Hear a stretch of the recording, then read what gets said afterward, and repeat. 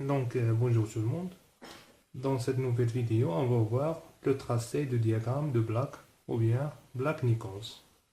Donc, on va commencer par un exemple qui est un peu facile dans le calcul. Donc, voilà. Donc, soit la fonction de transfert suivante.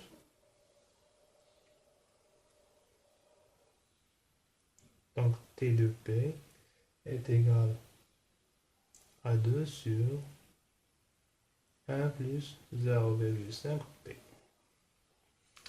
Donc voilà, on va tracer le diagramme de Black de cette fonction de transfert. D'accord?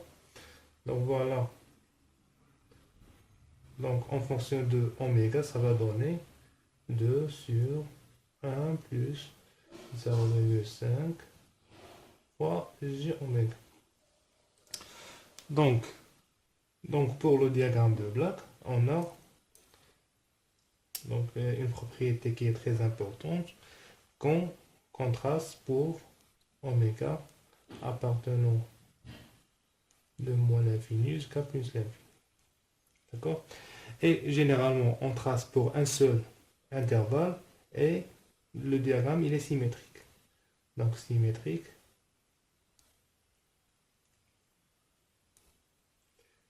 par rapport à l'axe vertical.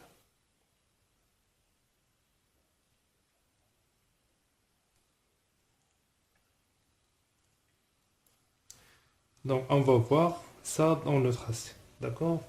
Et le diagramme de Black, au contraire du diagramme de Bode, il regroupe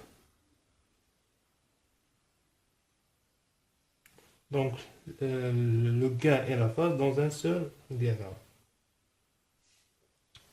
Donc voilà, on va tracer ça.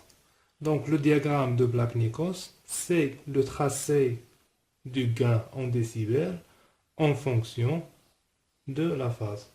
Donc c'est le tracé de la phase qui peut être soit en degrés, soit en radians. Donc avant de tracer, on doit déterminer le gain en décibels de cette fonction de transfert et la phase, qui est l'argument, bien sûr, de la fonction de transfert. Donc, on commence par le module, donc qui est égal à quoi? C'est le module de 2 qui est 2, divisé par le module de ça, qui est la racine de 1 plus 0,5 fois oméga, le tout au carré. Donc ça, c'est le module. Donc pour trouver le gain en décibels, c'est bien le gain en décibels, c'est 20 log du module. Et qui est égal, bien sûr, 20 log de 2.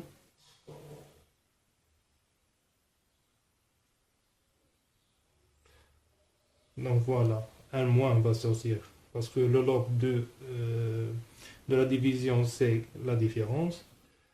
Donc bien sûr, ça va être moins 20 log de 1 plus 0,5 oméga de tout au carré. Donc le tout à la puissance 1/2, ça veut dire la racine. Et bien sûr, dans le log, cette puissance-là va sortir. Donc ça va être égal à quoi? 20 log de 2 moins 10 log de 1 plus 0,5 oméga, bien sûr, le tout au carré. Donc ça, c'est le gain en décibels. Donc voilà, on a trouvé notre gain en décibels. Maintenant, on cherche la phase. Donc la phase de T est égale à quoi? C'est l'argument de T.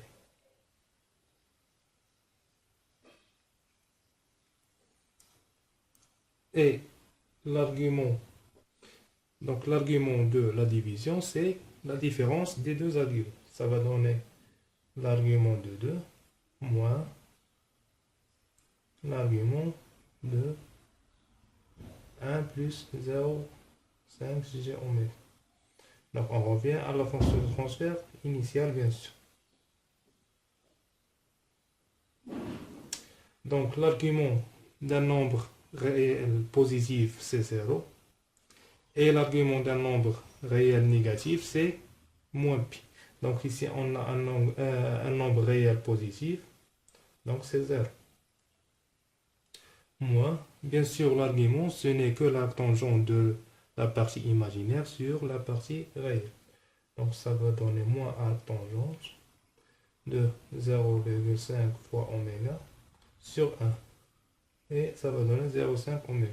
Donc la phase t de la fonction de transfert, c'est moins à tangente de 0,5 fois oméga. Donc ici, on va mettre comme remarque. Donc l'argument d'un nombre réel positif supérieur à 0, d'accord, c'est 0. Et l'argument d'un nombre réel négatif inférieur à 0, c'est moins pi. Donc voilà. Donc j'ai trouvé la phase, j'ai trouvé le gain en décibels. Donc pour tracer, il suffit de remplacer avec des valeurs de oméga et tracer dans un diagramme. Donc où on a ici le gain en décibels et ici on a la phase en degrés. Bien sûr, généralement, on vous donne l'annexe pour tracer. Donc voilà où on va tracer. Donc on va tracer dans ce diagramme-là, où on a ici le gain en décibels et ici on a la phase en degrés. Bien sûr, ici on a 0.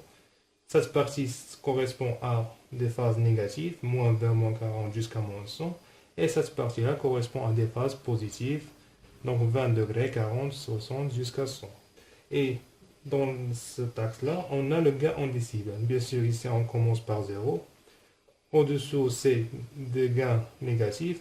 Et en dessus, c'est des gains positifs. D'accord?